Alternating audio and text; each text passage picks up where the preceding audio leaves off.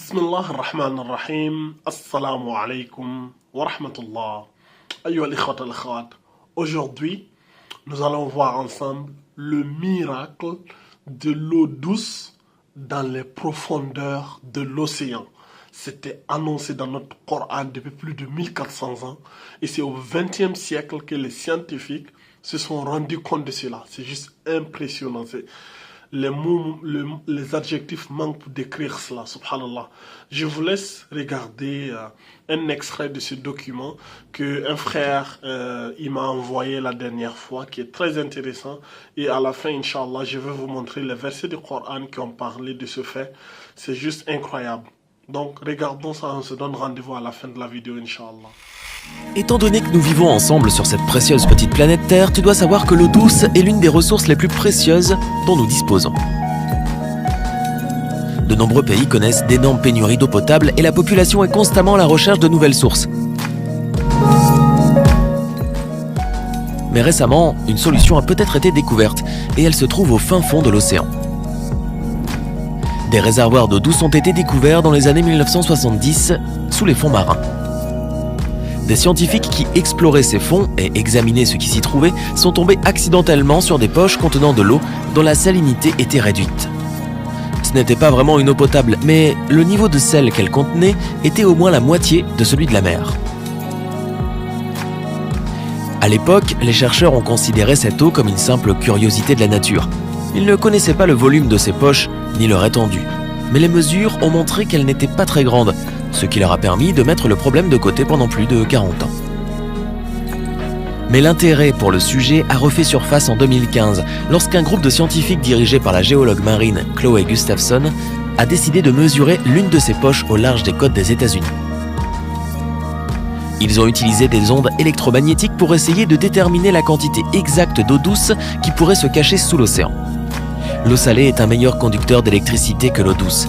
Alors, avec cette méthode, ils pourraient avoir une réponse.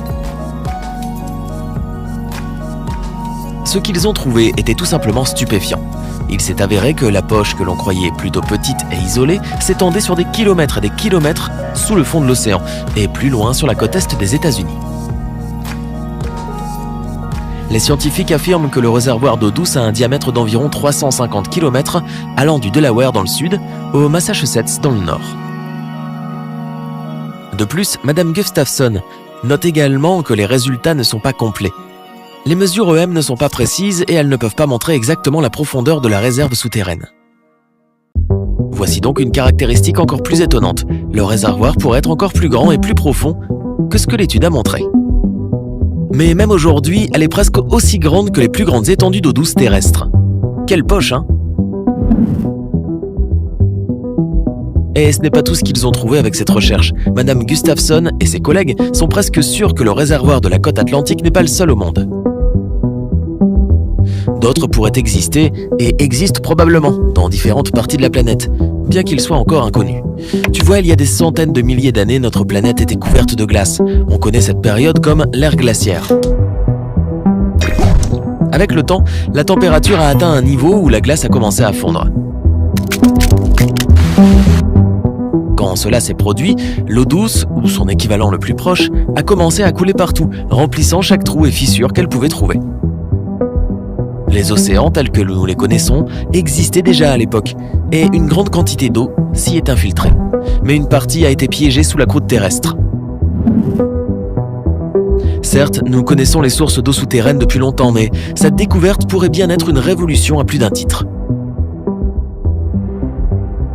Pour l'instant, il n'est pas nécessaire de puiser dans ces eaux sous-marines, mais si jamais nous manquons d'eau douce, nous savons maintenant où la trouver. Elle pourrait également apporter une aide indispensable aux pays où l'eau potable est la ressource la plus précieuse, comme c'est le cas dans de nombreux pays d'Afrique ou du Moyen-Orient.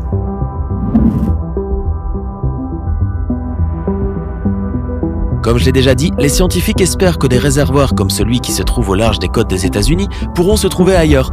Et si l'un d'eux existe sous les eaux côtières d'Afrique, par exemple, il pourrait sauver des millions de personnes. Subhanallah al-Azim, c'est impressionnant, n'est-ce pas? Alors, voyons ensemble qu'est-ce qu'Allah subhanahu wa ta'ala il nous a dit à propos de cela.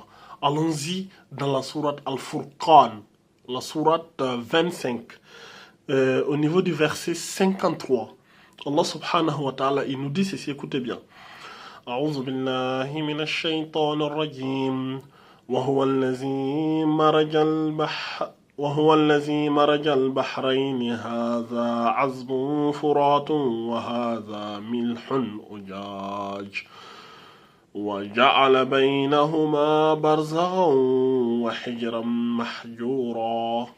Il dit, et c'est lui qui donne libre cours aux deux mers, l'une douce, rafraîchissante, l'autre salée, amère.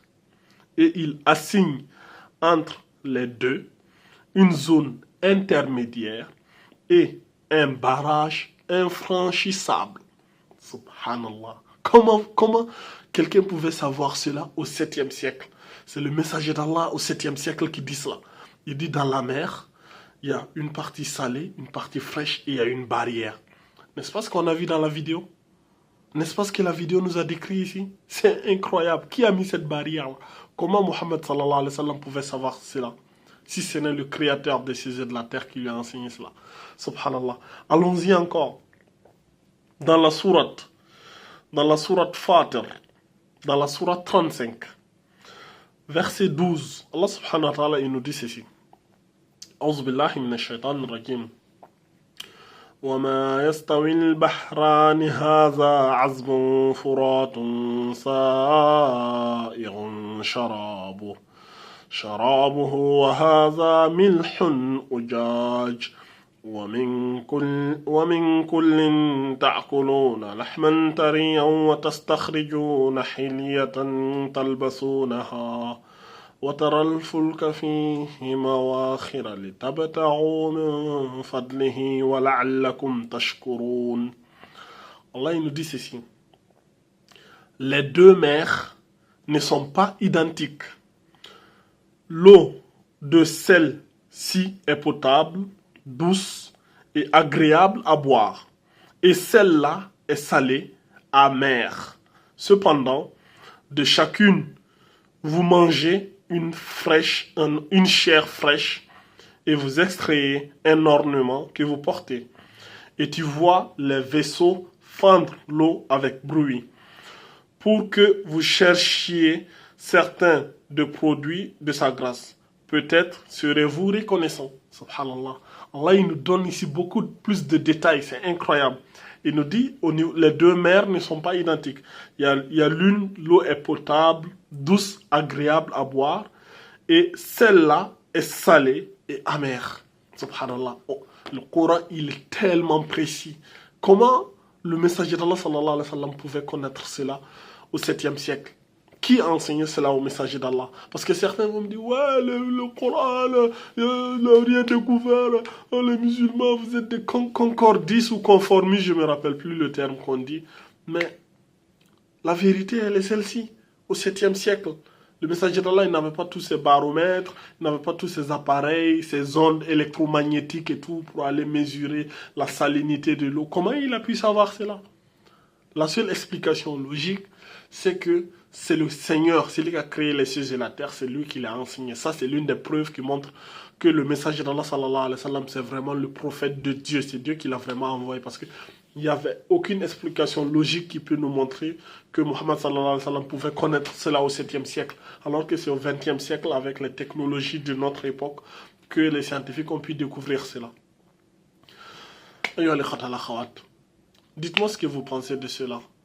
هذا أعلم والله عز وجل على أعلم سبحانك اللهم وبحمدك أشهد أن لا إله إلا أنت أستغفرك وأتوب إليك وآخر الدعوة أن الحمد لله رب العالمين.